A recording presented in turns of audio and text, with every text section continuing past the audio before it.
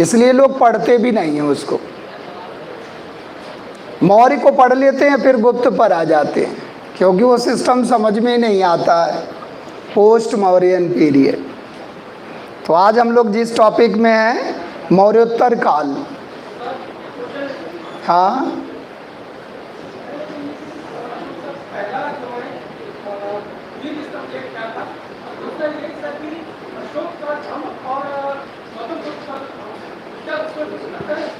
नहीं, बहुत अंतर। देखो, वो एक धार्मिकता के सेंस में, अपने धर्म के सेंस में लिए हैं, अशोक लोगों के सेंस में लिया है।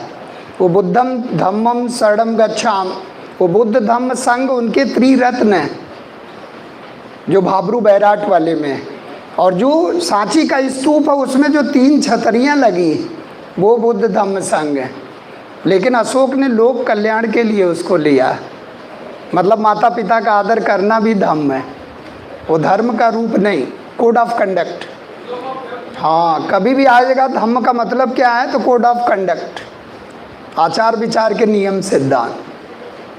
बाद में आप मिल लिया करो, पूछ लिया करो। समय इतना बधा रहता है ना कि हमको तो टॉपिक दिखता है कि टॉपिक को कैसे बांधे, और हम ही लोग बध जाते हैं। बहुत बड़ा टॉपिक होता है ना। हम तो चाहते हैं एक दिन सेशन रख देंगे क्वेश्चन आंसर का, आप पूछ लेना। हमको भी लगता है कि आपकी उत्सुकताएं बहुत रहती है, लेकिन क्या किया जाए, बधे हैं हम लोग समय से। और फास्ट चलना है, मॉडर्न में आना है, फास्ट चलेंगे हम लोग। तो आज हम लोग प्रयास करेंगे कि इस टॉपिक से मुक्ति मिले। है बहुत बड़ा टॉपिक, देखते हैं हम लोग। चलो आप शुरू करते हैं। पोस्ट मौर्यन पीरियड, मौर्य के बाद और गुप्त से पहले, मौर्य के बाद और गुप्त से पहले वाले में बहुत बड़ा टॉपिक है ये, लेकिन आएगा, समझ में आएगा। इस बहुत ही महत्वपूर्ण है, कंपटीशन के दृष्टिकोण से बहुत ही महत्वपूर्ण।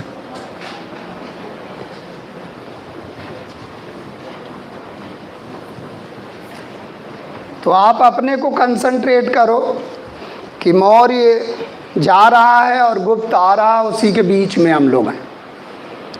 और इसका नाम क्या है, पोस्ट मौर्यन पीरियड या प्री गुप्ता पीरियड, या इसको एक नाम और दे सकते हैं, प्री गुप्ता पीरियड या प्राक गुप्त काल।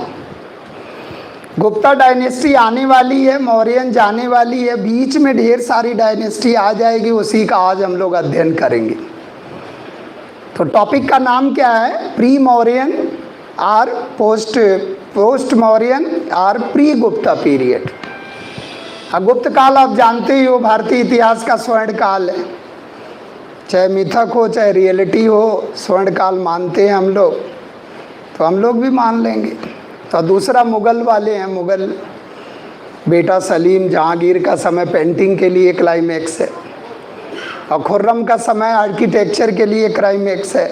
जब ताजमहल वगैरह बना, जामा मस्जिद, लाल किला, ताजमहल, उसको हम लोग मानते हैं कि गोल्डन पीरियड।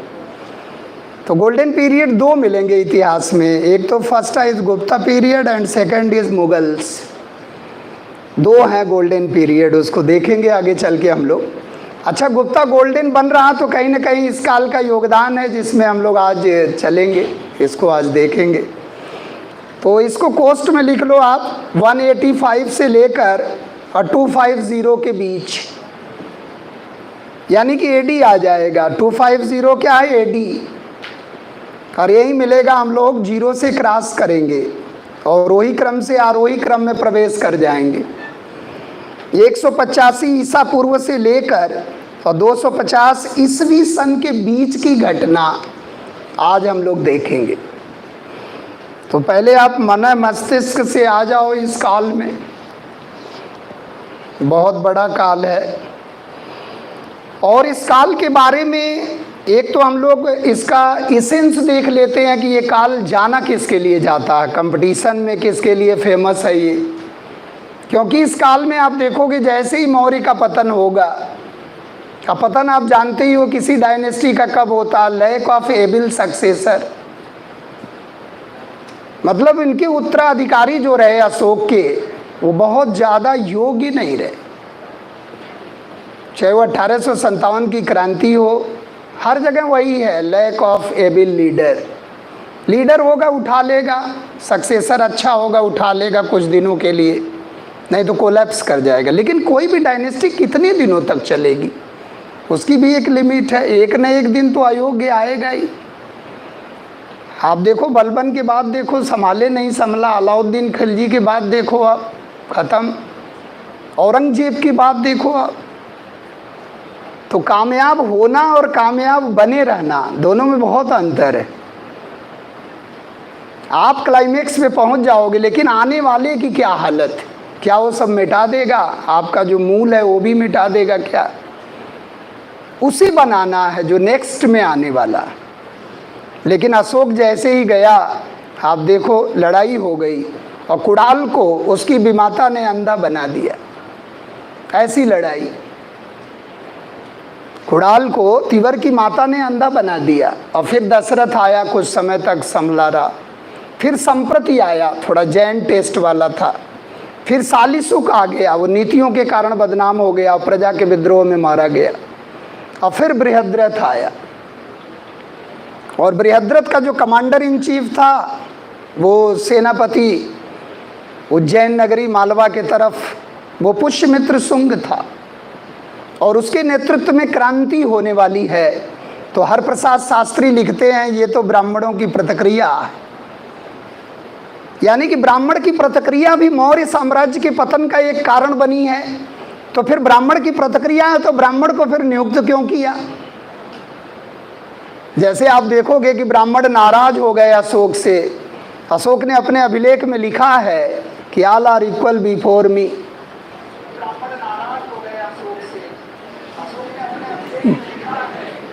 तो ये चीज ध्यान रखना है। उसने लिखा है व्यवहार और दंड समता, दंड सबको समान रूप से दिया जाएगा। ये अशोक का स्टेटमेंट था। तो ब्राह्मण का कहीं हक और हिस्सा लग रहा जाता हुआ नजर आ रहा, कॉन्स्पायर कर जाएगा और आ जाएगा फिर क्या, ब्राह्मणवाद, ब्राह्मण काल आ जाएगा। यानी कि ये आरोप लगाते हैं लोग। लेकिन अगर ऐसा होता, सौहार्द नहीं होता, तो कमांडर इन चीफ ब्राह्मण क्यों होता?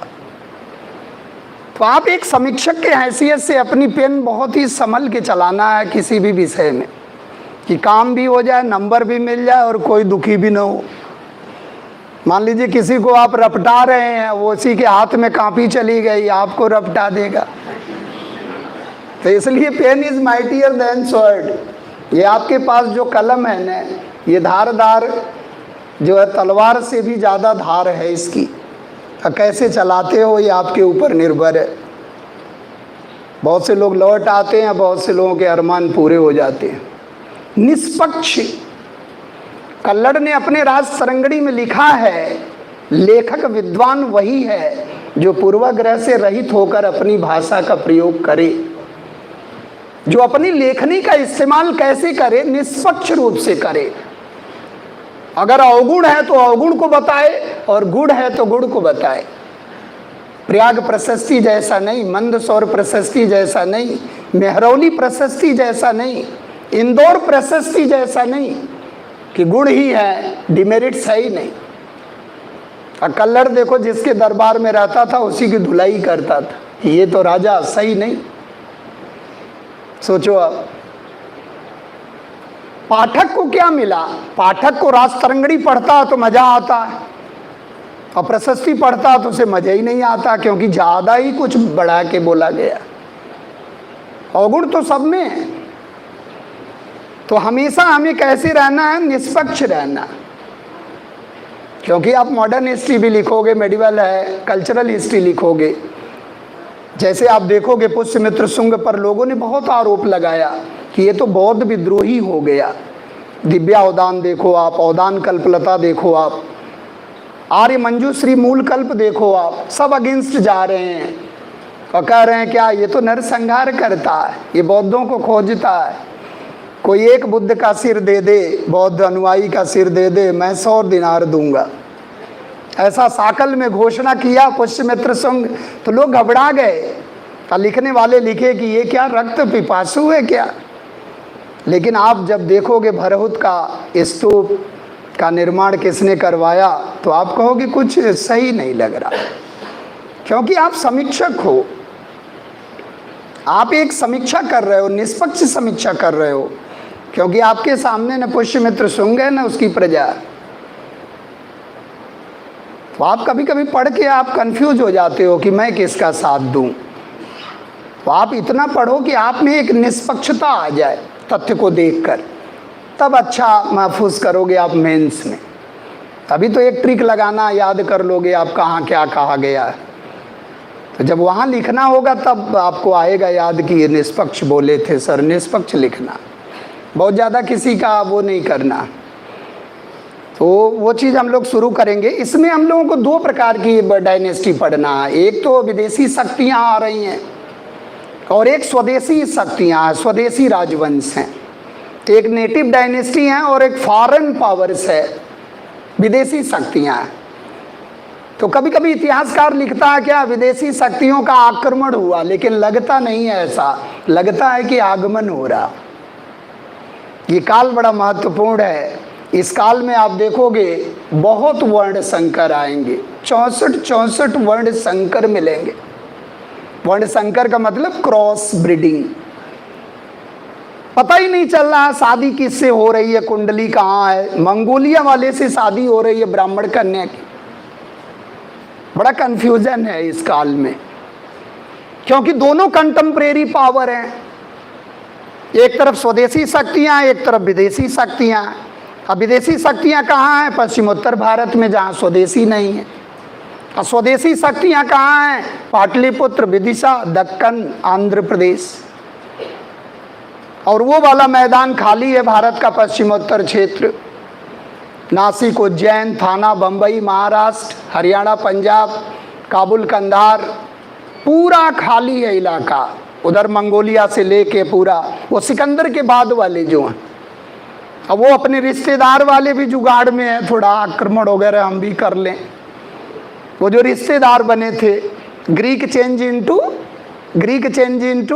Indo Greek, Greek change into Indo Greek. जो हिंदी अवन है वो कहीं ना कहीं हमारे रिश्तेदार हैं। लेकिन वो भी जब प्रेशर पड़ रहा, उधर से कोई उनको दौड़ा रहा, शक दौड़ा रहा, तो वो भी आक्रमण के चक्कर में पड़े। या आक्रमण हो जाए या आगमन हो जाए। तो सबसे पहले आप पढ़ोगे किसको? हिंदी अवन को पढ़ोगे आप विदेशी में। फिर आ जाएंगे सक्सीथियन, फिर आ जाएंगे पहलो पार्थियन, फिर आ जाएंगे यूची कबीला, कुषाण। तो 4 विदेशी शक्तियां क्रमशः हैं, इंडो ग्रीक, शक और पहलो। पल्लो नहीं, पल्लो तो नेटिव है, पहलो पार्थिया से आया। और ये बैक्ट्रिया साम्राज्य के 2 प्रांत हुआ करते थे यूनानी साम्राज्य के, एक बैक्ट्रिया और एक पार्थिया। और ये अशोक के समय में दोनों विद्रोह कर जाते हैं और दोनों अलग हो जाते हैं 250 के आसपास। वहीं से आप देखोगे अलगाववादी प्रवृत्तियां हावी हो जाएंगी। तो एक तरफ हम लोग विदेशी शक्तियों को पढ़ेंगे और एक तरफ स्वदेशी राजवंश। लेकिन ओवरऑल इस काल को अगर आप देखो तो ये काल किसके लिए फेमस है? क्योंकि इस काल को देखकर क्या लग रहा है कि विकेंद्रीकरण बहुत ज्यादा। विकेंद्रीकरण का मतलब कोई केंद्रीय सत्ता है ही नहीं। मौर्य में क्या था? केंद्रीकरण। और जैसे ही आगे बढ़े विकेंद्रीकरण, फिर आएगा क्या? केंद्रीकरण, फिर आएगा क्या? विकेंद्रीकरण, फिर आएगा क्या? केंद्रीकरण। और तब तक दिल्ली सल्तनत की स्थापना हो जाएगी। तो सुल्तान कहता है क्या? मैंने बिखरी हुई भारतीय ग्रामीण अर्थव्यवस्था को सुदृढ़ किया, नगरीकरण किया। इरफान हबीब ने लिखा है कि सुल्तान इल्तुतमिश बलबन ये कह रहा है कि मैंने भारतीय अर्थव्यवस्था को उभारा। तभी तो आएंगे डच, आएंगे पुर्तगीज, आएंगे फ्रांसीसी, आएंगे। इसका मतलब इस स्ट्रांग इकोनॉमी है। इसका मतलब दिल्ली सल्तनत स्ट्रांग हो रहा है। आप देखो पुर्तगीज को, देखो आप, वास्को डिगामा 1498 में आ जाएगा। और 1498 में क्या? लोधी डायनेस्टी। तो इसका मतलब कि हमारी जो ग्रामीण अर्थव्यवस्था है वो उभर रही है और हम नगरीकरण के नेक्स्ट दौर में प्रवेश कर रहे हैं। पहला नगरीकरण कहाँ है? सिंधु घाटी की सभ्यता, कांसा। दूसरा नगरीकरण कहाँ है? लोहा, बुद्ध काल। तीसरा नगरीकरण कहाँ है? जहाँ पहुँचे हम लोग। और चौथा नगरीकरण होगा दिल्ली सल्तनत, सुल्तान जब आए, क्योंकि केंद्रीय सत्ता आएगी, बात को मनवा लेंगे अपनी। लेकिन बीच बीच में आप देखो, जब जब विघटित हुए हम, जब जब हम विकेंद्रीकृत हुए, तब तब विदेशियों ने फायदा उठाया। भले उसको हम पॉजिटिव लें कि हमारा क्या हुआ। आप कभी भी हर्षोत्तर काल की तुलना करो इस काल से, तो आपको पूरा क्लियर व्यूज हो जाएगा। मौर्य काल की तुलना करो गुप्त से, बिल्कुल क्लियरिटी आ जाएगी। केंद्रीकरण वहां भी है, केंद्रीकरण वहां भी है, लेकिन लगता है कि वहां देवत्व आ रहा है राजत्व में, राजा देवता का सहारा ले रहा है। लेकिन मौर्य काल में कोई राजा देवता का सहारा नहीं लिया, प्रजा कह रही है कि तू मेरा देवता। लेकिन गुप्त काल में कहीं ना कहीं सामंतवाद ज्यादा प्रभावी हो जाएगा, और सामंतवाद यही उभरेगा इसी काल। तो सामंतवाद का उद्भव, सामंतवाद का विकास और सामंतवाद का पतन और प्राचीन भारत का पतन। तो हम लोगों को ले डूबा क्या? सामंतवाद। और आज भी कहीं ना कहीं है। जो लैंडलॉर्ड टाइप के हैं, आप देखो, बॉस ऊपर वाला नीचे वाले का शोषण कर रहा, नीचे वाला अपने नीचे वाले का, सामंती प्रवृत्ति। तो अगर प्राचीन भारत के पतन का बहुत बड़ा एक मेजर फैक्टर आज real factor which were responsible for the downfall of ancient India, so that was the feudal system. Feudal system. और ये फ्यूडल सिस्टम कहीं ना कहीं आप देखोगे सल्तनत में इक्तिदारी व्यवस्था में बदल जाएगा और उनको भी खत्म कर देगा, इक्ता। और यही कहीं ना कहीं जाके जागीरदारी व्यवस्था में बदल जाएगा और मुगल को भी खत्म कर देगा। और यही व्यवस्था कहीं ना कहीं जाकर जमींदारी, महलवाड़ी और रैयतवाड़ी व्यवस्था में बदल जाएगा और उसको भी खत्म कर देगा। क्योंकि सिस्टम में दोष आया तो कोई बचाने वाला नहीं मिलेगा। व्यक्ति में दोष आया तो मान लो ठीक है, निवारण हो जाएगा, लेकिन अब जागीरदारी संकट से औरंगजेब कहाँ से उभर पाएगा? क्योंकि वेतन के बदले में जागीर देता था, जागीरों की संख्या घटती गई, जागीरदारों की संख्या बढ़ती गई, विस्फोट हो गया। रियल डाउनफॉल आए तो रियल डाउनफॉल अलग है, इमीडिएट डाउनफॉल अलग है। एक तात्कालिक कारण आता है और एक बहुत दीर्घकालिक कारण आता है। तो दो कारणों को ध्यान रखना। तो यहाँ आप पहला पॉइंट लिखो। अभी हम लोग थोड़ा सा ओवरऑल इसको देखेंगे कि ये किसके लिए फेमस है। तो इस काल में एक चीज आप देखोगे कि इस काल में सर्वाधिक नगर मिलेंगे। ये काल की बात कर रहे हैं पूरा।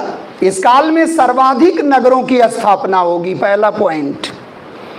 कभी भी आ जाए भारत में सर्वाधिक नगर किस काल में मिले तो पोस्ट मौर्यन पीरियड, और वो भी सातवाहना के समय में। सातवाहना आएगा पूरा, आप देखोगे 250-300 नगर। जैसे हम लोग नगरों के लिए देखते हैं ना फिरोज शाह तुगलक, यहाँ आप नगरों के लिए देखोगे बड़ा फेमस रहा। नगरीकरण हो रहा, और नगरीकरण हो रहा तो इसका मतलब व्यापारिक गतिविधियां ज्यादा हैं। तो इस काल में सर्वाधिक व्यापार वाणिज्य भी होगा। दूसरा पॉइंट क्या लिखोगे आप? इस काल में सबसे ज्यादा व्यापारिक गतिविधियां हो रही हैं, जबकि संता विकेंद्रीकृत है।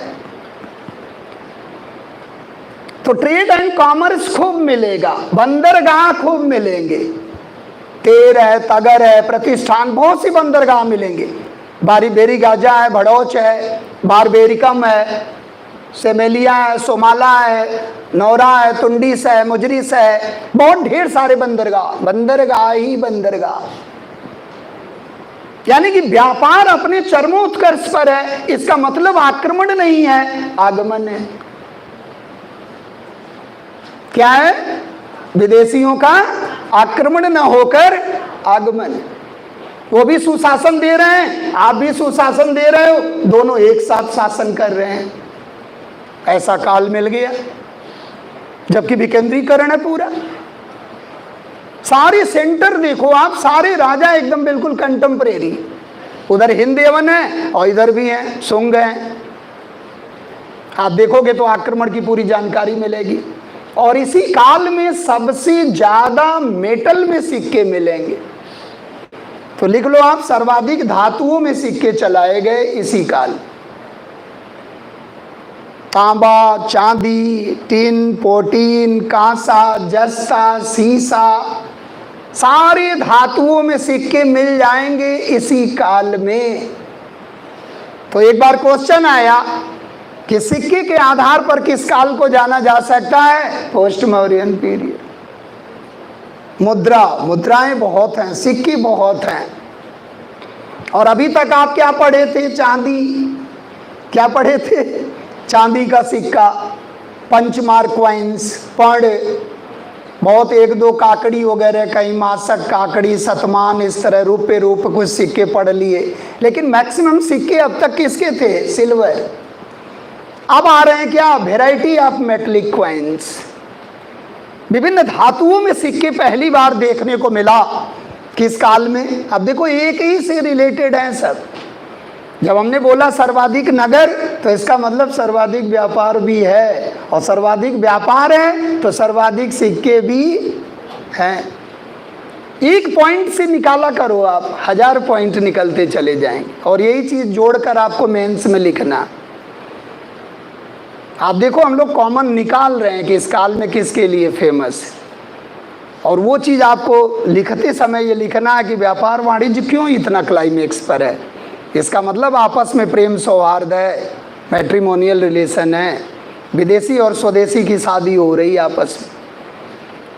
तो इस काल में आप देखोगे ढेर सारी डायनेस्टी भी मिलेगी, यानी कि सबसे ज़्यादा राजा, सबसे ज़्यादा डायनेस्टी, कुछ भी आ जाए, और सबसे ज़्यादा मूर्तियाँ। एक और लिख लो आप, सबसे ज़्यादा अगर मूर्तियाँ देखोगे आप तो इसी काल में आइडल। इसलिए आप देखो जैन बौद्ध भी नहीं रोक पा रहे हैं और पूजा शुरू कर देंगे। आप देखो महायान आएगा। महायान किस काल में आएगा? इसी काल में आएगा। और गांधार मथुरा शैली का जन्म हो जाएगा। तो सबसे ज़्यादा प्रतिमा आ जाए, सबसे ज़्यादा मूर्ति आ जाए तो इसी काल में। और सबसे ज़्यादा जब मूर्ति आ गई तो आप देखो जैन बौद्ध में भी शुरू हो गया मूर्ति बनाना। नमस्ते। जबकि ये नहीं फेवर में थे। बुद्ध क्या कहते थे? मेरी प्रतिमा की पूजा मत करना। लेकिन आप देखो 4 प्रकार के स्तूप आ गए, शारीरिक, पारिभौगिक, उद्देशिक, संकल्पित। सांची का महास्तूप आ गया। अशोक ने 84,000 स्तूप बनवा दिया। भरौत का स्तूप आ गया, बोधगया का स्तूप आ गया। तो अगर चैत्य स्तूप बिहार आ जाए सबसे ज्यादा तो इसी काल में। सबसे ज्यादा चैत्य और स्तूप भी किस काल में मिलेंगे? इसी काल में, महाराष्ट्र में पूरा। यानी कि इस काल में आप देखोगे तो स्तूप कला सबसे बेहतरीन कला, और जबकि मौर्य काल में स्तंभ कला सबसे बेहतरीन कला थी। और स्तूप कला आ जाए कि किस काल में सबसे फाइनेस्ट आर्ट है, तो पोस्ट मौर्यन पीरियड। और उसका कारण क्या है? सातवाहन। अभी हम लोग फोकस करेंगे। अभी आप पहले निचोड़ निकालो। आप देखो कि जो सनातन धर्म में मंदिर है वो कैसे दस्तक दे रहा है, क्योंकि मूर्तियां खूब हैं और आवश्यकता आविष्कार की जननी है। आप सोचो इंसान ने प्रतिमा कहाँ बनाया? बेलन घाटी, मातृ देवी, पूरा पाषाण काल। पूजा कहाँ किया? सिंधु घाटी की सभ्यता। और मंदिर भगवान को कहाँ दे रहा? गुप्त काल। ये इंसान है कि फरिश्ता है? आपने मकान में रह रहा और भगवान को बोले एहसास करो तो मजा आएगा, और आप सोचते हो इंसान को भगवान ने बनाया कि भगवान को इंसान ने बनाया। आप देखो अपने एकदम पैलेस में रह रहा, भगवान भीग रहे हैं बाहर बारिश में और उनको एहसास करवा रहा। तभी तो समय समय पर एहसास करवाते हैं। आप देखो केदारनाथ, यहाँ तो कई नाथ हैं, यहाँ तो नाथों के नाथ हैं, 7 नाथ हैं। थोड़ा सा इधर से उधर किए तो भी आल्सो अंडर वाटर है, नाथ नगरी है ये। केदारनाथ में देखो एक ही नाथ सफिशियंट। अभी फिर झटका दिए थे और कह रहे थे फॉलो मी। हैं?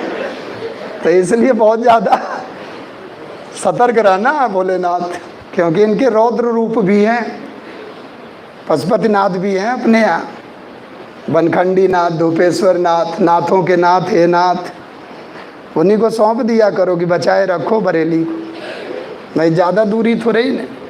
तो ये चीज़ ध्यान रखना है कि इस समय एक संप्रदाय के रूप में उभर रहा है जैन, बौद्ध, शैव, वैष्णव, शाक्त। मंदिर कला का निर्माण होगा कहाँ? गुप्त काल।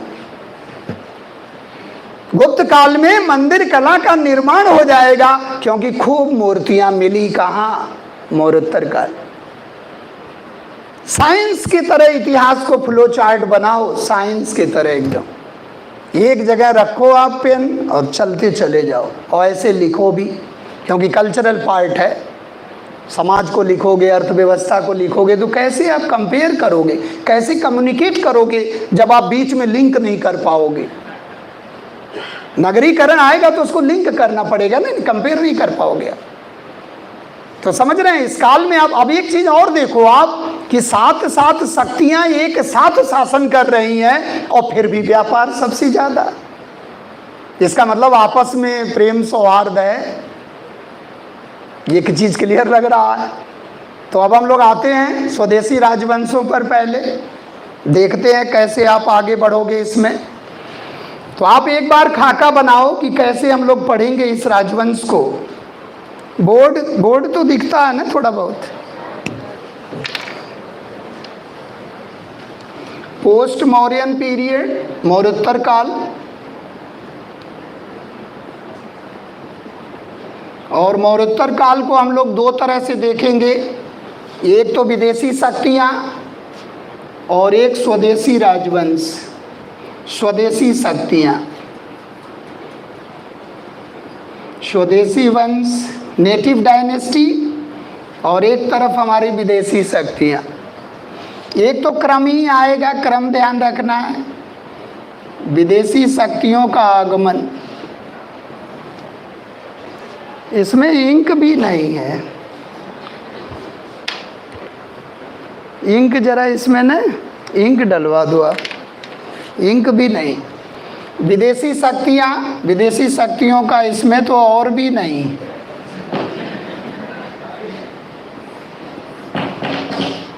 अस्त्र शस्त्र बिल्कुल तैयार रखना चाहिए। कहाँ गए सुरक्षा प्रहरी? हाँ ले आओ ले आओ, तुम ही तो लाडले हो, ले आओ उसको भी देख लूँगी सही। हमारे पास तो थोक में है, कल से ले आएंगे अपना वाला। यही तो अस्त्र शस्त्र है, लड़ाई कैसे लड़ोगे आप? विदेशी शक्तियाँ। अब देखो स्वदेशी शक्तियों में, हाँ ये कुछ है दमदार। स्वदेशी शक्तियों में एक शक्ति है आपका शुंग वंश, शुंग डायनेस्टी। ये सब ब्राह्मण डायनेस्टी हैं, ध्यान रखना है। शुंग वंश और कण्व वंश, कण्व वंश, और एक डायनेस्टी दक्कन में आ रही है, सातवाहन वंश। सातवाहन वंश। सर आप लोड कर दो इसको, इंक डाल दो सब में, सातवाहन वंश। अब आप देखो इसमें हमें करना क्या है। एक तो आप पहले ये समझ लो, शुंग, कण्व, सातवाहन, तीन जो है नेटिव पावर्स हैं, नेटिव डायनेस्टी हैं। रख दो, हाँ हाँ। और इसमें जो है, इसमें चार शक्तियाँ। विदेशी शक्तियों में आपका ये पहला है हिंद यवन, इंडो ग्रीक, जो अपने रिश्तेदार थे, ये रिश्तेदार ही हैं, इनसे सतर्क रहना है। दूसरे नंबर पर आएंगे शक, मतलब इसको भी दिक्कत ही दिक्कत है, शक।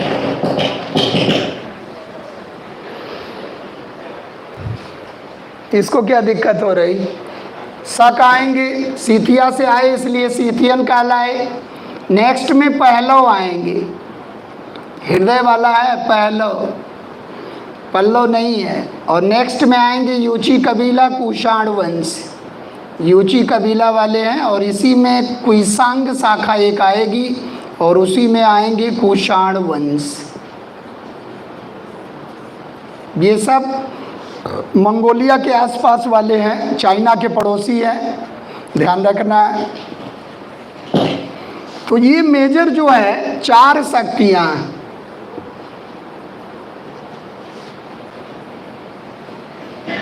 ये क्रमशः आ रहे हैं और ये रहेंगे, लंबे समय तक रहेंगे। आप ये मान के चलो कि 50 BC से लेकर और 300 AD तक बने रहेंगे। शक वगैरह से मुकाबला किसका होगा? चंद्रगुप्त सेकंड विक्रमादित्य, तो काफ़ी समय तक रहेंगे शक। तो ये चीज़ दिमाग में रखना है। और इधर कुषाण भी रहेंगे, कुषाणों से ही सत्ता लेंगे गुप्त आगे चल के, तो ये कुषाण भी रहेंगे। तो ये चीज़ इसको दिमाग में रखना है। इधर 3 पावर है जिसमें यहाँ से क्वेश्चन नहीं आएगा, ये तो बेकार ही। इसीलिए हम लोग बोलते हैं क्या, शुंग सातवाहन काल मिला के बोल देते हैं कभी कभी। कर्म की स्थापना ध्यान में रखना है। अब देखो इसको आपको तैयार कैसे करना है इस टॉपिक को। एक तरफ 4 विदेशी शक्तियाँ, एक तरफ 3 स्वदेशी शक्तियाँ। अब इस टॉपिक को आपको तैयार करना है। एक तो इनका जो है सबसे महत्वपूर्ण क्या है कि क्षेत्र जान लेना जरूरी है, किस क्षेत्र में है। और दूसरे संस्थापक को जानना जरूरी है। और तीसरे राजधानी जानना जरूरी है इनकी। और नेक्स्ट हाउ मैनी ईयर्स, वर्ष कितने समय तक, शासक कितने हुए, महत्वपूर्ण कौन है, और इनकी उपलब्धियां क्या है या संस्कृति क्या है। इतने एंगल से हम लोग देखेंगे इनको। क्षेत्र ABC तीनों को ध्यान रखना है। पहले का क्षेत्र क्या होगा? पूर्वी भारत। दूसरा जो है मध्य भारत। तीसरा जो है दक्कन।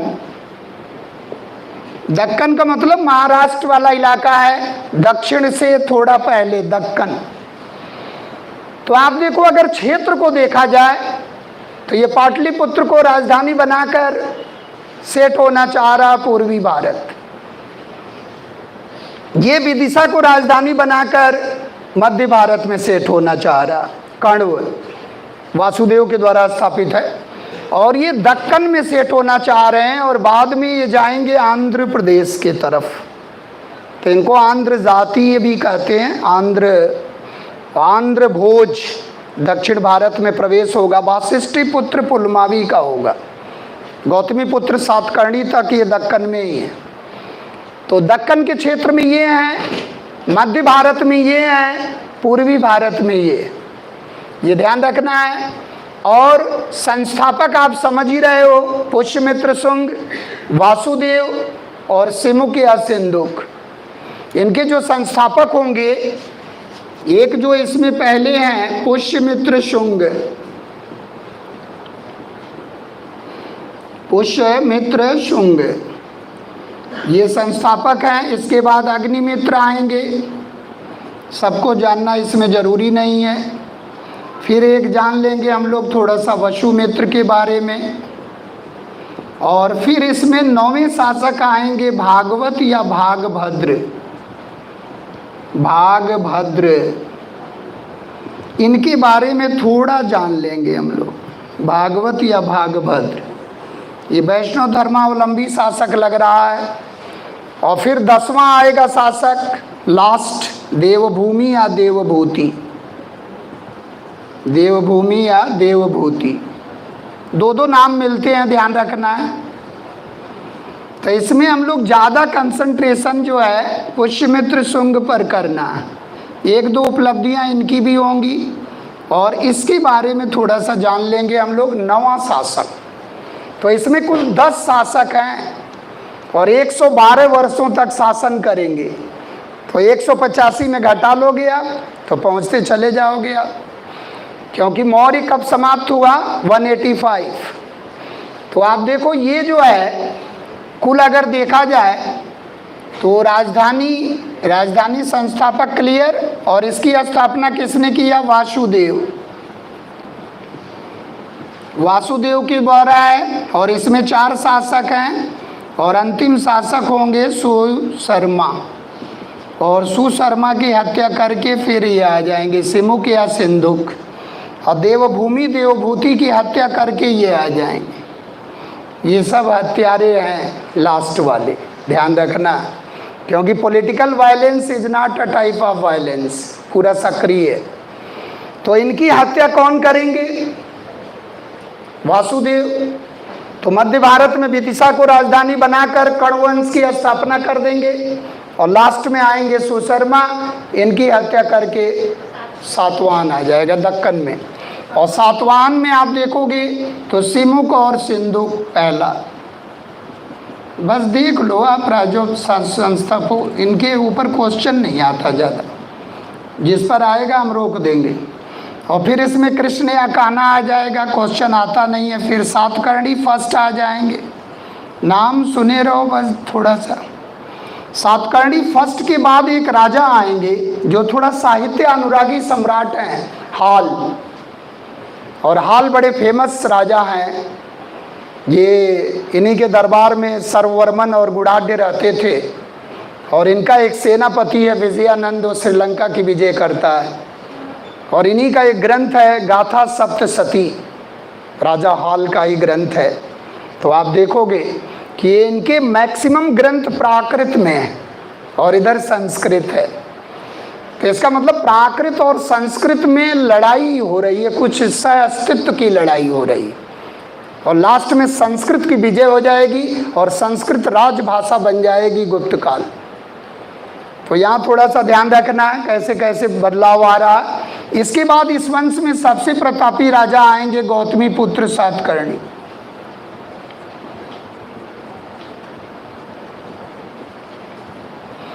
ये सबसे प्रतापी राजा हैं। यहाँ आप देखो नाम हमेशा माताओं के नाम पर रखा जा रहा है, क्योंकि थोड़ा मात्र सत्तात्मक कुछ ज़्यादा दिख रहा है, तो मात्र सत्तात्मक पक्ष ज़्यादा है। और इसके बाद आएंगे वासिष्ठी पुत्र पुलमावी, वासिष्ठी पुत्र पुलमावी। बस 1-2 घटना इनकी याद रखना, इनके बारे में ध्यान रखना। वासिष्ठी पुत्र पुलमावी, पुलुमावी। और इसके बाद एक राजा आएंगे यज्ञश्री सातकर्णी, और फिर पुलमावी फोर्थ लास्ट राजा। तो यज्ञश्री सातकर्णी आ जाएंगे। यज्ञश्री सातकर्णी इस वंश के अंतिम महान शासक। एक अंतिम महान आएगा, एक अंतिम आएगा, दोनों में अंतर है, ध्यान रखना। यज्ञश्री सातकर्णी, तो इनको भी थोड़ा सा याद करना पड़ेगा, क्योंकि ये जो है नेविगेशन में थोड़ा इंटरेस्ट रखते थे, नेवी स्ट्रांग थी इनकी, और इनके घोड़े तीनों समुद्रों में पानी पीते थे, यानी कि इधर भी इधर भी इधर भी। तो नौसेना इनकी स्ट्रांग है सातवाहन की, तो ध्यान रखना है। तो इसमें केवल संस्थापक को याद रखना, इसमें एक राजा को पॉइंट करना है, गौतमी पुत्र सातकर्णी। जैसे आ जाए कि जो है सबसे ज़्यादा मेटलिक क्वाइंस कौन चला रहा, तो ये डायनेस्टी, और इसमें भी राजा का नाम आ जाए तो गौतमी पुत्र सातकर्णी। जो हम लोग लिखे हैं उसको इसमें खोजना है कि कहाँ कहाँ मिलेगा, तो आप देखना है। तो कभी भी कुछ भी सर्वाधिक आ जाए तो प्रयास यही करना है कि सातवाहन होगा।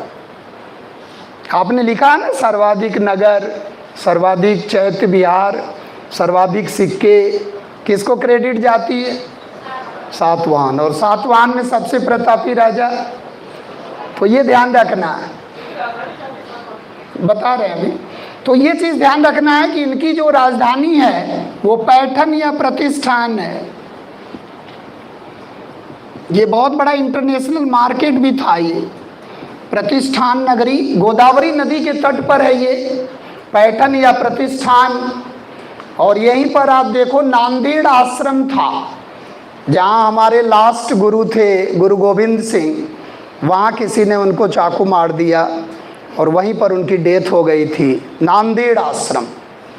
तो वहीं गोदावरी नदी के तट पर है, वहीं ये नगरी है प्रतिष्ठान या पैठन नगरी।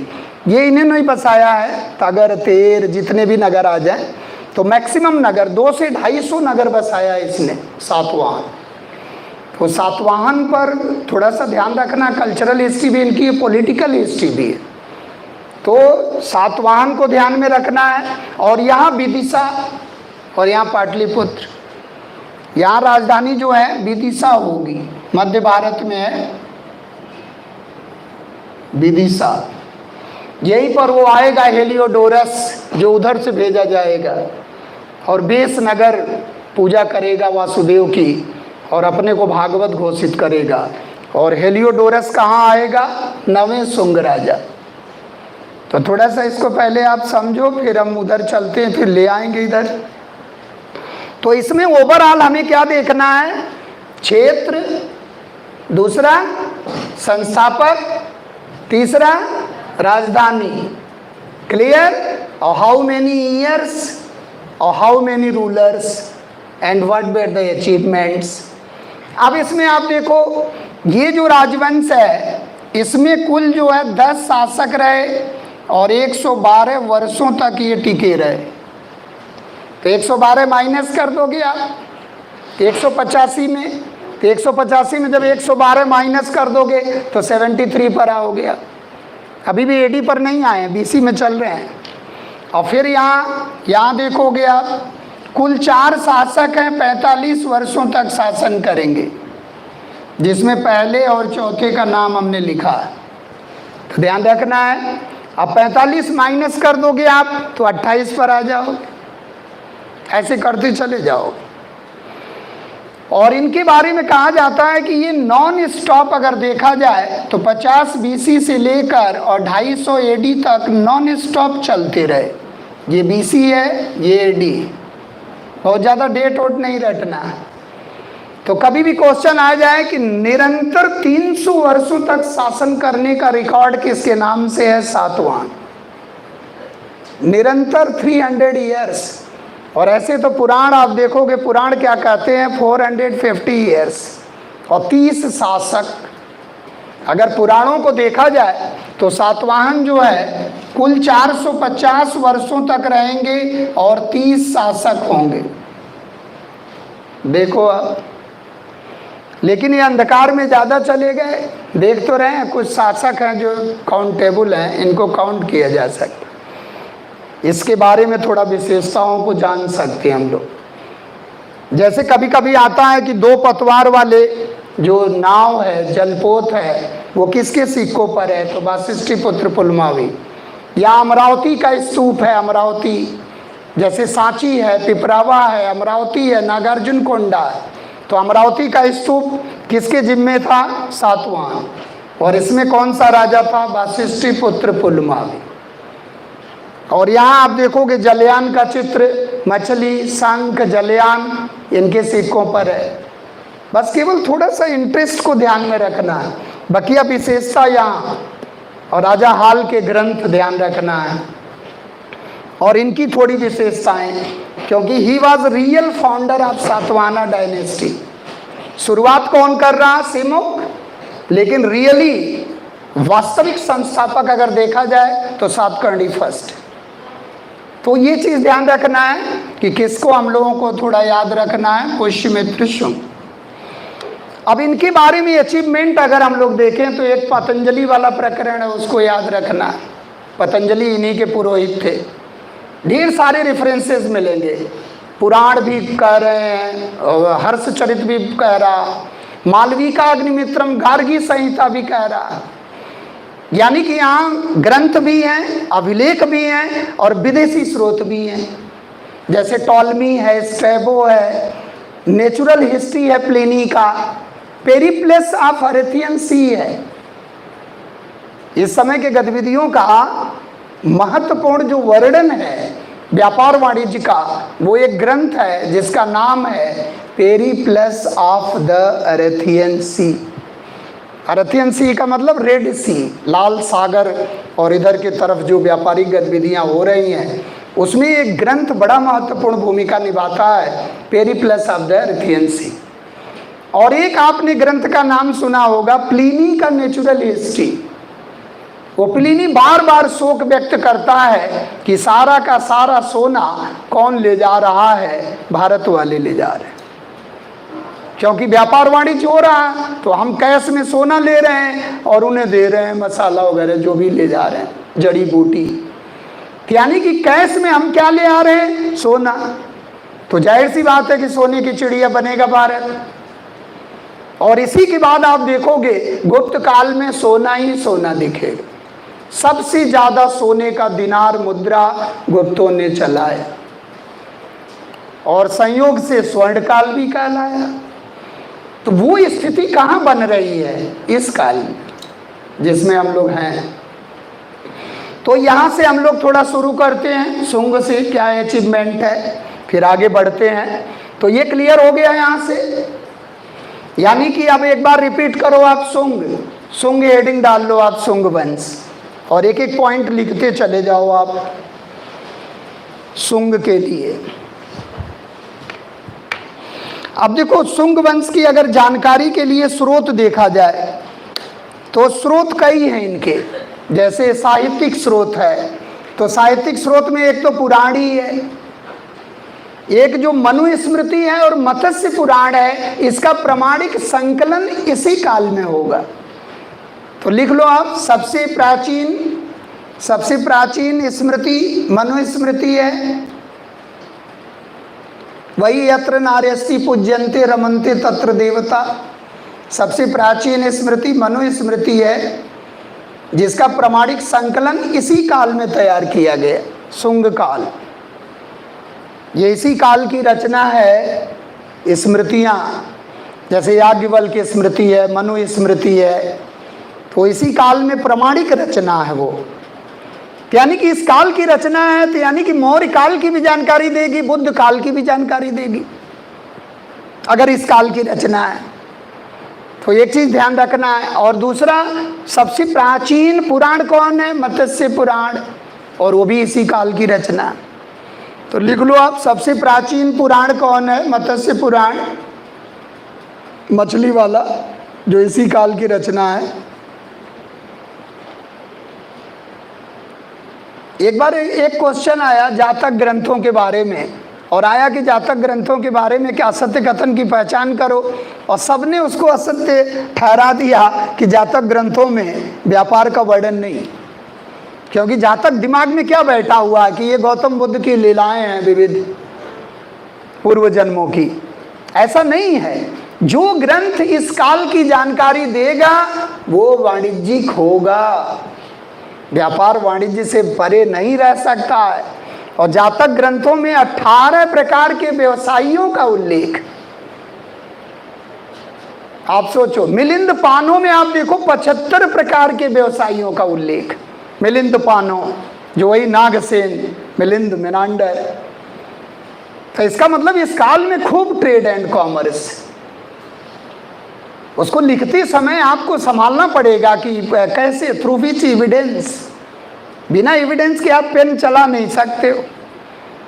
आपको ये लिखना पड़ेगा कि व्यापार वाणिज्य क्यों ज्यादा हो रहा, क्या कोई भौगोलिक घटना घटित हुई? यस, हिप्पालस के द्वारा सागर में चलने वाली मानसूनी हवाओं का पता लगा लिया जाएगा कि कब हमें जाना चाहिए और कब हमें आना चाहिए उधर से। रोमन साम्राज्य के साथ सबसे ज्यादा व्यापार होता था, और रोमन में एक अल्ताई पहाड़ है जहां सोना ही सोना था, और सोना वहां से हम ले आते थे। तो क्वेश्चन आया कि सोने का जो धारा प्रवाह जो जा रहा भारत के तरफ, उस पर दुख कौन व्यक्त करता है? प्लिनी, नेचुरल हिस्ट्री का लेखक। और ये कई बार क्वेश्चन आया। तो अगर आप क्वेश्चन पेपर भी सॉल्व करोगे तो मानसिकता बन जाएगी कि यस मैं कर लूंगा, क्योंकि कॉन्फिडेंस नहीं आएगा। क्योंकि यहां देखो 7 शक्तियां, 6 तो बहुत महत्वपूर्ण, कैसे संभालोगे आप? तो कभी भी आ जाए मत्स्य पुराण और मनुस्मृति, किस काल की प्रमाणिक रचना है? शुंग काल, शुंग सातवाहन काल या शुंग काल। और किस काल में है हम लोग? पोस्ट मौर्यन पीरियड या प्री गुप्ता पीरियड। ये चीज एकदम क्लियर है। जैसे विष्णु पुराण है, विष्णु पुराण मौर्य काल की जानकारी दे रहा है और उसमें लिखा गया है कि भारत भारती का वर्णन। जैसे वायु पुराण गुप्त काल की जानकारी दे रहा है, लेकिन अगर देखा जाए पुराणों का जो अंतिम संकलन है वो गुप्त काल में तैयार हो रहा, लेकिन जो मत्स्य पुराण का प्रमाणिक संकलन है वो शुंग काल में तैयार हो रहा। तो सबसे प्रतापी राजा कौन है? पुष्यमित्र शुंग। और इन्हें कहा जाता है कि ये जब आए तो यज्ञ फिर शुरू हो जाए,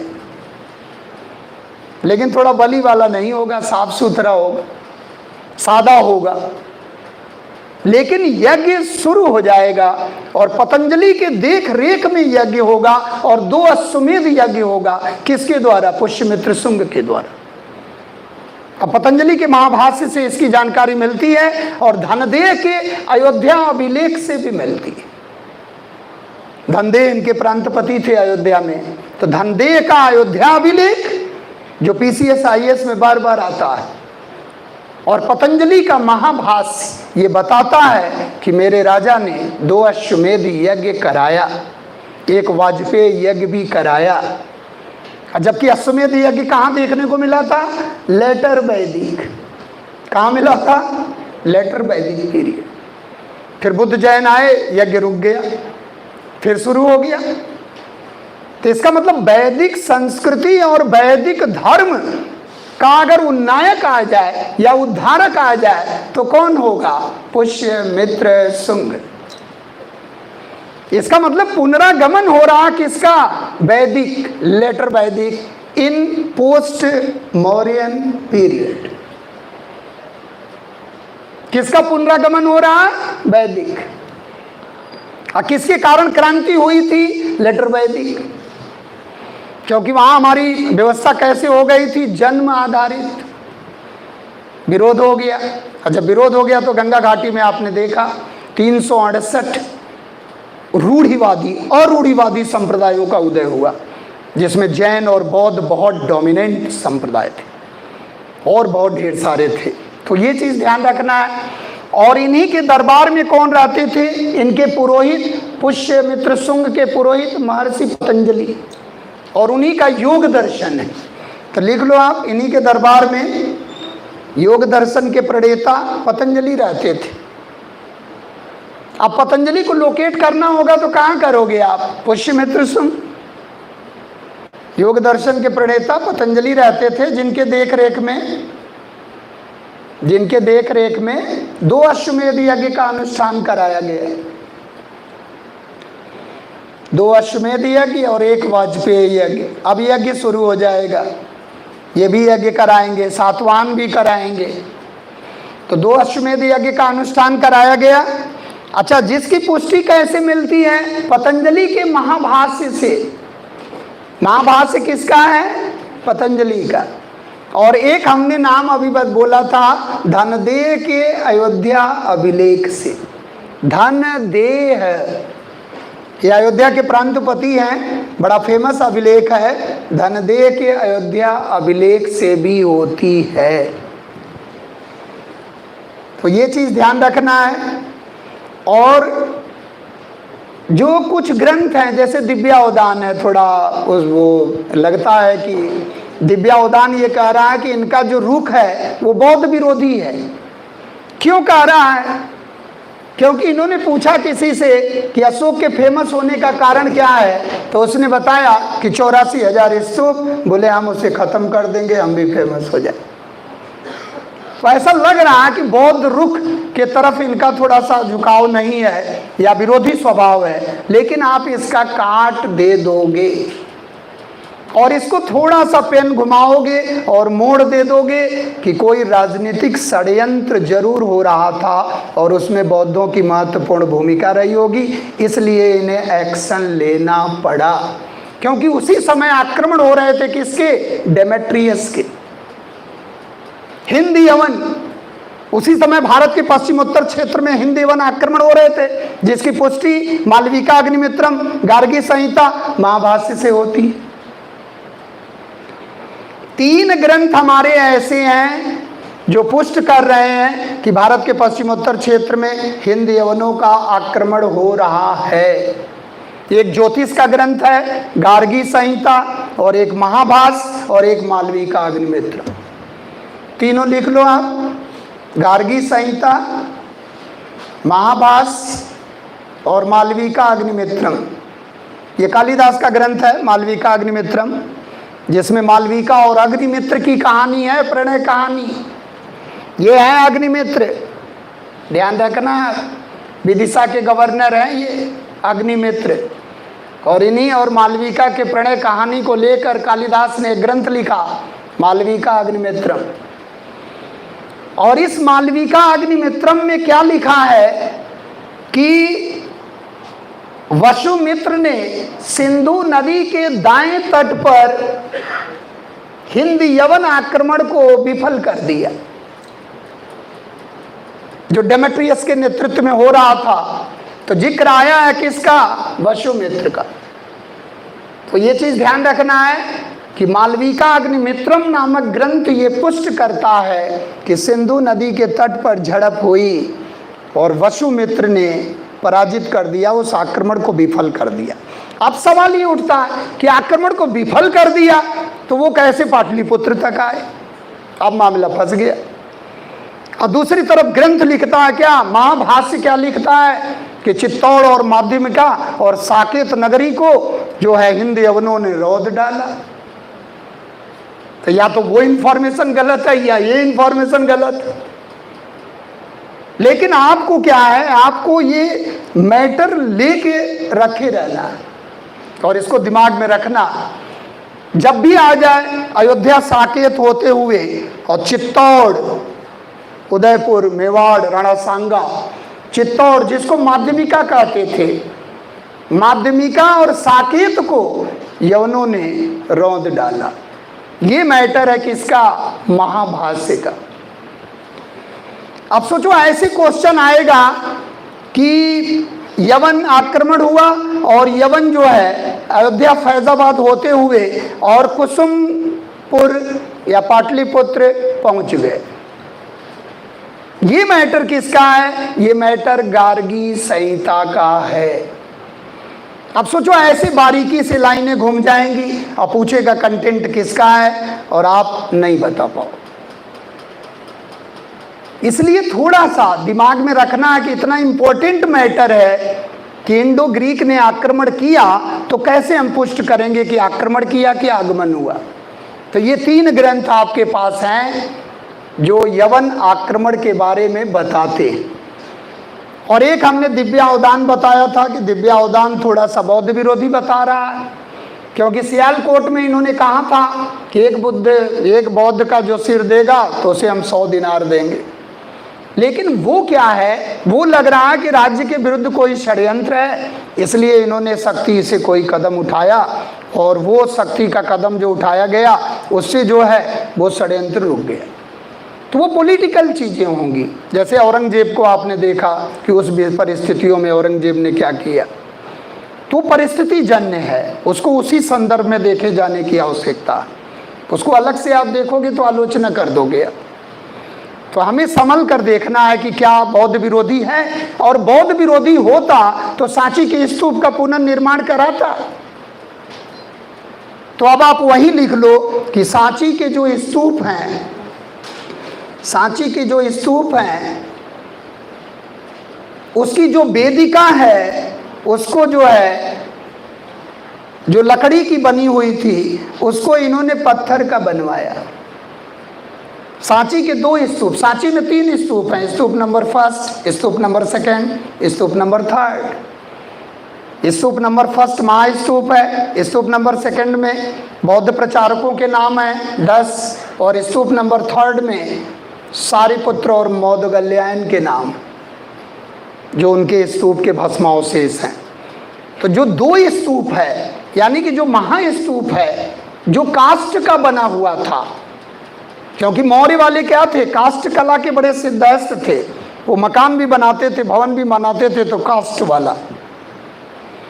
तो उनको इन्होंने क्या किया कि उसके परिवेष्टनी को पत्थर में बदल डाला, प्रस्तर परिवेष्टनी लगाया, यानी कि वाल्व जो है, जिसको हम लोग फेंसिंग वाल्व कहते हैं, स्तूप का तोरण द्वार वगैरह, कभी आप सांची के स्तूप का तोरण द्वार देखो, उसमें जातक कहानियाँ भी है, यक्ष यक्षिणी भी हैं, सबकी मूर्तियाँ वगैरह बनी।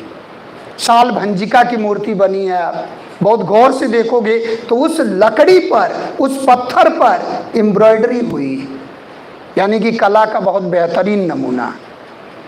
तो ये चीज़ों को ध्यान में रखना है कि अगर ये बौद्ध धर्मानुयायी नहीं होता, बौद्ध विरोधी होता, तो ये पुनर्निर्माण नहीं कराता। ऐसे पेन को चलाना है और बचाना है, अपने को सेफ रखना, नहीं तो नंबर कट हो जाएगा। इसी से सिलेक्शन पाना और इसी से जिला चलाना, इसी से देश चलाना। और एक और है भरहुत के स्तूप का निर्माण, जो सतना में है, मध्य प्रदेश सतना। एलेक्जेंडर कनिंघम ने जिसको खोजा था 1873 में। भरहुत का जो स्तूप है उसमें लिखा है क्या? सुंगन रजे शब्द लिखा, सुंगन रजे लिखा है। इसका मतलब सुंग वंश के किसी राजा ने इसे बनवाया। अब भरहुत का स्तूप बड़ा फेमस है, बोध गया, भरहुत, सांची। तो भरहुत के स्तूप का भी इसी काल में निर्माण हुआ था। सुंगन रजे शब्द लिखा है, और सुंगन रजे का मतलब सुंग वंश का कोई राजा, और सुंग वंश में एक ही राजा दिख रहा, बकिया तो कोई राजा ही नहीं दिख रहा। लेकिन मजे की बात है कि इसका नाम के आगे कहीं भी राजा शब्द लिखा ही नहीं। इसके नाम के आगे लिखा है, सबके नाम के आगे राजा लिखा, लेकिन इसने कर्म ऐसा किया, अपने स्वामी की हत्या कर दिया, इसलिए इसको हर्षचरित में क्या कहा गया? अनार्य है। क्या कहा गया? अनार्य है। क्योंकि इसने क्या किया? सैन्य निरीक्षण करते समय अपने स्वामी की हत्या कर दिया, बृहद्रथ। तो अनार्य का मतलब ऐसा नहीं है कि निम्न कुल का है, अनार्य का मतलब ऐसा है कि कर्म गलत रहा, इसलिए बाणभट्ट ने अपने हर्षचरित में अनार्य शब्द से संबोधित किया। सेनानी शब्द मिलता है, लेकिन राजन शब्द कहीं भी नहीं मिलता। किसके लिए? पुष्य मित्र संग के। कर्म देखो, कर्म कितना प्रधान है, और ये उसी क्रांति का परिणाम है जैन बौद्ध। और क्रांति बड़ी असरदार है। तो देखो आप यहाँ जो है, और इसके बाद ये विदिशा के उपराजा, ये ग्रीक को हराने वाले, बस इतनी उपलब्धियां जानना है। इसके बाद आप आ जाओ नौवें शासक भागवत या भागभद्र। अब ये जो नवा शासक है भागवत या भागभद्र, ये जो है थोड़ा लग रहा है कि थोड़ा वैष्णव धर्म में इंटरेस्टेड है, और यहाँ से रिलेशन बनेगा किसका? यहाँ हिंद यवन में एक राजा आएगा, यूक्रेटाइड्स वंश का है, एंटियालकिड्स, और उसका एक राजदूत आएगा जिसका नाम है हेलियोडोरस। अब देखो हेलियोडोरस कहाँ से चलेगा? हिंद यवन, और हिंद यवन से आएगा किसके दरबार में? भागभद्र के दरबार। इसका मतलब आक्रमण नहीं है, सौहार्द है। यहाँ एक राजा मिलेगा एंटियालकिड्स, और एंटियालकिड्स वैष्णव धर्मावलंबी राजा है, और ये अपने राजदूत को भेज रहा है हेलियोडोरस को, और वो राजदूत जा रहा कहाँ? नवे शासक के विदिशा दरबार में जा रहा, क्योंकि विदिशा इनकी क्या है? कल्चरल राजधानी, और पाटलिपुत्र क्या है? पॉलिटिकल राजधानी। दो राजधानियां रहती थी। और जब विदिशा में वो गया, कौन? हेलियोडोरस। तो आपसे एक क्वेश्चन पूछेगा, हेलियोडोरस कौन है? क्योंकि हेलियोडोरस, जैसे आप मेगास्थनीस को जानते हो, जैसे आप डायमेकस को जानते हो, जैसे आप डायोनिसियस को जानते हो, उसी तरह से हेलियोडोरस को भी जानना पड़ेगा। एक विदेशी आ रहा है और हमारे यहाँ वैष्णव धर्म को उठा रहा। जैसे आपने रुद्रदामन को देखा, आएगा अभी रुद्रदामन आएगा, जूनागढ़ वाला, फर्राटा संस्कृत में लिखवा दिया जूनागढ़ अभिलेख। अब भारत सरकार ने हैंड ओवर कर दिया, बोले थैंक यू, तेरे नाम से ही है जूनागढ़ अभिलेख। आप सोचो, हमारा जो ग्रेगोरियन राष्ट्रीय कैलेंडर है वो शक पर है, शक संवत। आप सोच के देखो, और वो शक संवत किसकी है? कनिष्क की। और कनिष्क क्या है? विदेशी। आप कभी सोच के तो देखो सिस्टम, हम लोग कितना थैंक यू ज्ञापित करते हैं। जबकि बहुत शोषण हुआ, लेकिन फिर भी कहते हैं वो उसका विचार है, हम क्यों अपने विचार को बदलें। इंडिया उसके लिए जाना जाता है कि हाइड्रोजन बम भी बनाएगा तो कहेगा क्या, शांति के लिए बना रहे हैं, भले कहीं गिरा दे, लेकिन मतलब बोलेगा क्या कि it is only for the peace. Generate करेंगे, हाइड्रो इलेक्ट्रिक जनरेट करेंगे, किसी को मारेंगे नहीं। बोले आप बनाए कैसे? बोले वो पड़ोसी वाले बना रहे हैं इसलिए हम भी बना लेते हैं, संतुलित करने के लिए।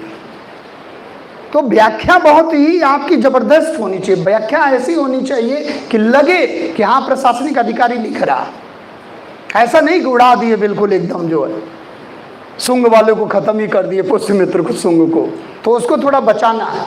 तो ये चीज ध्यान रखना है कि हेलियोडोरस आएगा। अब आपसे पूछेगा हेलियोडोरस कौन था? यूनानी राजदूत था, हिंद यवन राजदूत था। यूनानी और हिंद यवन में बहुत अंतर है। यूनानियों को हम लोग अपशब्द बोलते हैं कि ये खाना बदोश हैं, जंगली हैं, नहीं मिलता था, आक्रमण किए, लेकिन इनको हम लोग ऋषि महात्मा की तरह मानते हैं, क्योंकि सप्ताह के 7 दिन दे रहे हैं, राशि चक्र दे रहे हैं, ज्योतिष का ज्ञान दे रहे हैं, होरा शास्त्र दे रहे हैं, पंच सिद्धांतिका लिखा 12 अमीर ने, इन्हीं के आधार पर लिखा, 2 सिद्धांत यहाँ से ले लिया। तो ये हमारे लिए क्या है? पूजनीय है, ऋषि महात्मा की तरह। और आपने देखा होगा कि उसी में एक राजा आएगा मिलिंद, जो भारत में पहली बार सोने का सिक्का चलाएगा और उस पर लेख होगा। तो ऐसा नहीं है, इनकी देन है, इसलिए इनको हम तरजीह देते हैं, लेकिन सिकंदर वालों को तरजीह नहीं देते हैं, और नहीं तो सबक सिखा दिया गया। और सिकंदर के बाद आप देखो कैसे सीधे हो गए हैं। अब आ रहे हैं तो राशि चक्र का ज्ञान दे के जा रहे हैं, सही हो गए। तो कौटिल्य ने यही तो कहा कि अगर कोई आंख उठा के देखे तो उसकी आंख निकाल लेना, अगर सरहद पर देख रहा तब। वो कौटिल्य, वो चाणक्य और वो चंद्रगुप्त मौर्य, बहुत असर पड़ रहा पूरा, देखो ना आप। सेल्यूकस निकेटर, सेल्यूकस निकेटर के बाद एंटियोकस, एंटियोकस के बाद एंटियोकस सेकेंड, फिर सेल्यूकस सेकेंड, फिर सेल्यूकस थर्ड, फिर आएगा एंटियोकस थर्ड, उसी के समय में हो जाएगा कब? Antiochus third. और एंटियोकस थर्ड ने शादी कर लिया अपने बिटिया की, किससे? डेमेट्रियस से। और वही डेमेट्रियस भारत में पहली बार आ रहा, हिंद एवं सत्ता का स्थापना करना चाह रहा। देखो अशोक के समय भी सही रहे, बिंदुसार के समय भी सही रहे, अभी तक सही है, अब सही ही है। ये नतीजा किसका है? एक बार सबक सिखाने का, शादी विवाह कर लिए। इतिहासकार कुछ लिखते हैं क्या, जान के हार गया। अरे जान के कोई हारेगा? कुछ लिखते हैं इतिहासकार कि वो जान के हार गया कि भारत से हम भी कुछ ले लें, गिव एंड टेक। तो ये चीज दिमाग में रखना है कि यहाँ बहुत ज्यादा परेशान नहीं होना। अब देखो हेलियोडोरस आया तो क्या कर रहा? वासुदेव की उपासना किया। किसकी उपासना किया? वासुदेव। और वासुदेव की उपासना किया, लेकिन टाइटल क्या धारण किया? भागवत। क्या टाइटल धारण किया? भागवत। आया किसके दरबार में? आया किसके दरबार में? भागवत। टाइटल क्या धारण किया? भागवत। पूजा किसकी किया? वासुदेव। और आया कहां से? हिंद यवन। भेजा किसने? एंटियोलकिड्स। किसके दरबार में भेजा? भागवत। कहां भेजा? विदिशा। ऐसे क्वेश्चन आएगा। और जैसे ही आप थोड़ा दिमाग लगाए भागवत, और भागवत से याद आया क्या? भागवत गीता। और भागवत गीता से याद आए कौन? कृष्ण। और एक ऑप्शन मिला क्या? कृष्ण। अपने भी लगाए, पड़ोसी से भी लगवाए। जय हिंद, जय भारत। आपका कॉन्फिडेंस लेवल देखो कितना हाई रहता, गलत में भी हाई रहता। बोले कृष्ण का नाम नहीं सुना? बोले अरे सुने। बोले भागवत दिख रहा? बोले हाँ दिख रहा। बोले भागवत गीता दिख रही? बोले हाँ दिख रही। बोले उसमें कौन है? कृष्ण है। तो वासुदेव लगाने भी नहीं देगा। आप बोले नहीं, सर ने बताया था वासुदेव लगाना, कुछ भी हो जाए। बोले नहीं, हमें मानो आप, रात में हमने क्लियर किया। हो गए सर, साइड हो गए, वो हो गया ब्रह्मा विष्णु महेश। तो अपने ऊपर ही विश्वास रखो। Don't believe as far as competition is concerning. कोई साथ नहीं देगा। आपको नहीं आता तो दुनिया में किसी को नहीं आता। कैसे आ जाएगा भाई? आपको हमने पढ़ाया। 30 साल का एक्सपीरियंस वाला आपको पढ़ा रहा है। इंडिया में खोज डालो, 1-2 बच्चे होंगे, 2, 4, 10, 30 साल वाले। एक बच्चे ने हमसे कहा ना कि वाईडी मिश्रा ऐसे पढ़ाते हैं, तो हमने कहा बेटा जितनी हमारी उम्र है उतना पढ़ाने का उनका एक्सपीरियंस है, उनके शब्द ही इतिहास बन जाते हैं। शांत हो गया, बोले अच्छा ऐसा। अरे वाईडी मिश्रा आप देखो, जितनी हमारी उम्र है उतना एक्सपीरियंस है पढ़ाने का। तजुर्बा बोलता है, विद्वता नहीं बोलती है, क्योंकि हमने 1990 से लाइनें देखा है, सब याद है। इसलिए आप पढ़ते हो तो लगता है अरे बिल्कुल अब की बार तूफान मचा देंगे, लेकिन ऐसे भी नहीं लगना चाहिए। कमरे पे जाके थोड़ा देखते भी रहना है। अभी तो लग रहा तूफान, 4 दिन के बाद पता चलेगा कौन हेलियोडोरस कहाँ गया। उसको संभालना, और उसको संभालने के लिए बार बार फ्रीक्वेंसी डालना। आपकी असफलता का एक ही कारण है, लैक ऑफ कंटिन्यूअस स्टडी। एक ही कारण है, लैक ऑफ फ्रीक्वेंसी। जितना फ्रीक्वेंसी डालोगे वो आवृत्ति प्रवृत्ति में बदल जाएगी, और प्रवृत्ति व्यवहार हो जाएगी, और व्यवहार से दुनिया चलेगी। फ्रीक्वेंसी बार बार डालना है। तो देखो आप यहाँ एक क्वेश्चन वही आएगा हेलियोडोरस, तो जब हम लोग वहाँ पहुँचेंगे तब भी वो पढ़ाएंगे, तो वो फिर रेफरेंस आएगा। तो इसका मतलब उपासना किसकी कर रहा। और यहाँ एक अभिलेख स्थापित कराया जिसका नाम था क्या, बेस नगर का स्तंभ लेख। लिख लो आप, बेस नगर का गरुड़ ध्वज स्तंभ लेख है, बेस नगर का पिलर इंस्क्रिप्शन है, बेस नगर का स्तंभ अभिलेख है, जिसे वैष्णव धर्म का सबसे प्राचीन अभिलेख माना जाता है।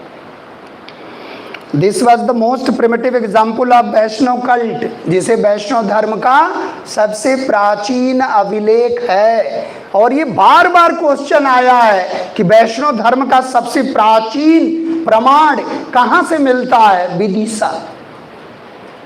अभिलेख कहाँ है, विदिशा। नाम क्या है, बेस नगर। और कुछ इतिहासकार उसे क्या कहते हैं, गरुड़ ध्वज है। अब देखो गरुड़ ध्वज अगर हमने कहा फिर विवाद हुआ, फिर पड़ोसी गलत कराएगा। बोले गरुड़ जानते हैं, बोले यस। बोले गरुड़ किसकी सवारी, बोले विष्णु की। अब उसमें एक ऑप्शन विष्णु भी है, ले आओ तीसरा पड़ोसी। एक जिद कर रहा है कृष्ण लगाओ, आप अड़े हो नहीं वासुदेव लगाऊंगा। एक इधर वाला पड़ोसी कह रहा गरुड़ नाम सुने हो, किसकी सवारी, बोले विष्णु की। बोले विष्णु लगा। बोले इससे बढ़िया तो इनमें से कोई नहीं, लगा दे। एक ऑप्शन वो भी है, इनमें से कोई नहीं। तो अपने ऊपर बिल्कुल दृढ़ संकल्पित रहना। जैसे मेहरौली की लौह प्रशस्ति, वो भी गरुड़ ध्वज है, लेकिन राजा भागवत की उपाधि धारण करता है। आप गुप्त काल में देखोगे तो बहुत कंफ्यूजन मिलेगा। राजा परम भागवत है और कहीं कृष्ण का नाम ही नहीं। पूरी गुप्ता डायनेस्टी को खोज डालो, विष्णु मिलेंगे, कृष्ण नहीं मिलेंगे, और गरुड़ ध्वज है। विष्णु है वहां, कृष्ण है ही नहीं, और सब उपाधि क्या धारण करते हैं, परम भागवत। क्या कंफ्यूजन है। लेकिन आपको इनसे मतलब नहीं है, जो मिल जाए, जो उसमें लिखा है, वासुदेव की पूजा किया, भागवत का टाइटल धारण किया, दैट्स फाइनल। एक बार दिमाग में फीड करना, फिर ब्रह्मा भी आ जाए कहें मैं ब्रह्मा हूँ, बोले कल मिलना, आज नहीं, क्योंकि सर ने बताया है। तो ध्यान रखना। इसके बाद यहाँ आप देखोगे इनकी हत्या हो जाएगी और वासुदेव आ जाएंगे और कौरवंश की स्थापना कर देंगे। इनके बारे में कुछ नहीं जानना है, संस्थापक को याद रखना। कौरवंश की स्थापना विदिशा को राजधानी बनाकर कौन करेगा, वासुदेव। उसके बाद ये डायनेस्टी आ जाएगी। इसको देखो आप, इसके बारे में जितना हमने पॉइंट लिखाया था जो पहले शुरू में, वो सब इसी डायनेस्टी का। सबसे ज़्यादा अभिलेख, सबसे ज़्यादा सिक्के, सबसे ज़्यादा जो भी लिखाए हैं, मुद्राएं, सबसे ज़्यादा मूर्तियाँ, सारा के सारा इधर आ जाएगा पूरा। लेकिन कौन राजा होगा, गौतमी पुत्र सातकर्णी। अब हम लोग थोड़ा सा देखते हैं। एक तो राजधानी याद रखना है, पैठन या प्रतिष्ठान, वही गोदावरी नदी का तट है पूरा आंध्र प्रदेश। संस्थापक आ जाएगा तो किसको लगाना है, सिमुक या सिंधुक। और नेक्स्ट जो है सातकर्णी फर्स्ट को क्या है, रियल फाउंडर है। और एक इसकी उपाधि मिलती है, एक इसका अभिलेख है, हेडिंग डालो आप सातकर्णी फर्स्ट, ये बड़ा महत्वपूर्ण है, इसको छोड़ नहीं सकते हम लोग। सातकर्णी फर्स्ट के बारे में ये कहा जाता है कि ये जो है इसकी एक उपाधि है दक्षिणा पथ पथी, दक्षिणा पथ पति की उपाधि है, दक्षिणा पथ पति की उपाधि इसने धारण किया। और एक उपाधि है अप्रतिहत चक्र, अप्रतिहत चक्र की भी उपाधि धारण किया, अप्रतिहत चक्र। और इसकी शादी हुई महाराष्ट्र में, और एक महारठी कन्या है नागनिका, और नागनिका से शादी हुई सातकर्णी फर्स्ट की। और नागनिका का एक अभिलेख है नाना घाट अभिलेख, और नाना घाट अभिलेख बड़ा फेमस है, इसलिए इसको ध्यान रखना है, नागनिका का नाना घाट अभिलेख, नाना घाट अभिलेख। और ये महाराष्ट्र में है नाना घाट अभिलेख, और इसमें वासुदेव और संकर्षण का नाम मिलता है। नाना घाट का अभिलेख बड़ा फेमस है, और वासुदेव और संकर्षण का नाम मिलता है नाना घाट के अभिलेख में, ये बड़ा फेमस अभिलेख है। और इसी में एक ऐसी परंपरा भारत में शुरू हो रही है पहली बार, भूमि अनुदान देने की परंपरा। इसी अभिलेख में भूमि अनुदान देने की परंपरा का उल्लेख मिलता है। बौद्धों को, ब्राह्मणों को, जो थोड़े गरीब वगैरह थे, भूमियाँ ये ग्रांट्स में दे देते थे। अब देखो विनाश काले विपरीत बुद्धि, लैंडलॉर्ड टाइप के थे ही राजा, ये भूमि देते थे, खूब भूमि अनुदान में दे देते थे। और इसी से एक परंपरा ऐसी पैदा हुई जिसको अभी हम लोगों ने नाम दिया था सामंतवाद, इसी के प्रतिक्रिया से। क्योंकि आप किसी को भूमि अनुदान दे रहे हो और किसी अन्य पर्पस से दे रहे हो कि धार्मिक कार्य करे, शैक्षणिक कार्य करे, लोक कल्याणकारी कार्य करे, और वो पता चला कि वो फ्यूडल लॉर्ड निकला और सामंती प्रवृत्ति उसमें आ गई और सेना का निर्माण किया और आप ही को चैलेंज कर दिया, ये प्रतिक्रिया हुई। कोई नहीं जानता है कि हमारे इस कारनामे से पतन हो जाएगा क्या, लेकिन सातवाहनों ने एक काम ऐसा किया, भूमि अनुदान, और वो भी किससे जुड़ा, फर्स्ट सेंचुरी बीसी। ये राजा आप देखो 20 के आसपास है, 17-20 के आसपास है बीसी में। तो फर्स्ट सेंचुरी बीसी में हमारे यहाँ एक अनुदान की परंपरा शुरू हुई जिसको हम लोग लैंड एंडाउमेंट्स के नाम से जानते हैं, भूमि अनुदान। और इसी से रिएक्शन में पैदा होगा क्या, फ्यूडल सिस्टम, सामंतवाद। और ये प्रगति नहीं करने देगा, ये कहीं ना कहीं भारत को रोकेगा। क्योंकि एक बड़ा सामंत, एक टाइटल आप देखोगे, बार बार एक टाइटल पढ़ोगे, महाराजा धीराज। ये कैसा टाइटल आज तक नहीं मिला था, अब आएगा। यानी कि महाराजा धीराज कहाँ है, टॉप पर है, उसके नीचे महाराज हैं, उसके नीचे राजा हैं, उसके नीचे ढेर सारे सामंत हैं। इसका मतलब कि शोषण होना ही होना। और ये जो शोषण मूलक सामंतवादी व्यवस्था आई, एक नई प्रकार की व्यवस्था भारत में आई और ये दीमक की तरह भारत को खत्म कर दी। और जब विदेशी आक्रमण हुआ तो हमारे जो राजपूत घराने थे वो भी ढेर हो गए। हर्षवर्धन चालुक्य नरेश पुलकेशन द्वितीय के सामने ढेर हो गया। तो रवि कीर्ति लिख रहा है ओल प्रशस्ति में कि सामंत की सेना है किसकी, हर्षवर्धन की सेना, इसलिए हार गए। ये जो प्रवृत्ति आई, या विश्व में पढ़ोगे सामंतवाद तो उससे कहीं ना कहीं विश्व में ये मेडिवल में जाता है, और सामंतवाद का पतन होता है तो विश्व आधुनिक बनता है, और हमारे यहाँ सामंतवाद का पराभव होता है तो हम लोग मेडिवल में जाते हैं। आप विश्व में सामंतवाद देखो, 5वीं शताब्दी ईसवी सन, थोड़ा जोर पकड़ेगा 7वीं 8वीं शताब्दी ईसवी सन, थोड़ा और जोर पकड़ेगा विनाश हो जाएगा उसका जब पुनर्जागरण आएगा। तो इसका मतलब जो विश्व में सामंतवाद है वो विश्व को पुनर्जागरण की तरफ ले जा रहा, और जो हमारे यहाँ सामंतवाद है वो हमें मेडिवल की तरफ ले जा रहा, प्राचीन भारत को खत्म कर रहा। तो एक ऐसे सिस्टम को जो बार बार आप किताब पढ़ोगे तो नाम आएगा फ्यूडल सिस्टम। ये जो सामंती पदसोपानिक व्यवस्था बन रही है, हमने कहा ना पदसोपानिक, ऊपर वाला नीचे वाले का शोषण कर रहा, ये व्यवस्था कहीं ना कहीं भारत को ले डूबी। और ये शुरू कहाँ से हुई? आप इसको अगर देखोगे तो यहाँ से तो दिख रहा कि शुरू हो गई, लेकिन मौर्य काल में भी कहीं ना कहीं देखने को थोड़ा बहुत मिलेगी।